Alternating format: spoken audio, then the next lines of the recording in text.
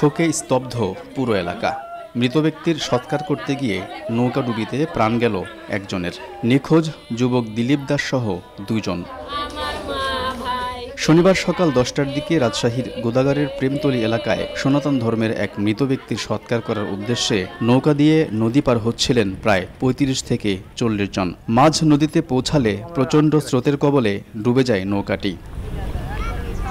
সবাই সাঁতরে তীরে উঠতে পারলেও নিখোঁজ হন ৬৫ বছরের হরেন সাহা ও ৩৫ বছরের দিলীপ দাস। আহত অবস্থায় কয়েকজনকে উপজেলা স্বাস্থ্য কমপ্লেক্সে ভর্তি করা হলে ৬০ বছরের জিতেন মণ্ডলকে মৃত ঘোষণা করেন চিকিৎসক।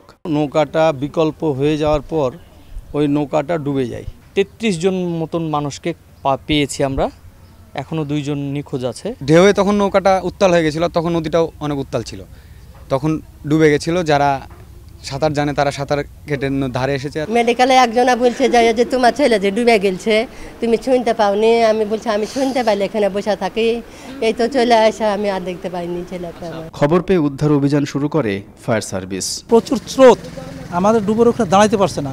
তারপর আমরা আপ্রাণ চেষ্টা করছি, আমরা যতক্ষণ পর্যন্ত দেখি আমরা চেষ্টা আমার কতটা সফল হতে পারি। এদিকে ঝিনাইদহ সদরের দৌগাছি গ্রামে খালে মাছ ধরতে যায় ৭ বছর বয়সী আপন ও ৫ বছর বয়সী ফুফাতো ভাই লামেম হোসেন। এক পর্যায়ে শিশু দুটি পানিতে ডুবে যায়। স্থানীয়রা তাদের উদ্ধার করে হাসপাতালে নিলে মৃত ঘোষণা করেন চিকিৎসক।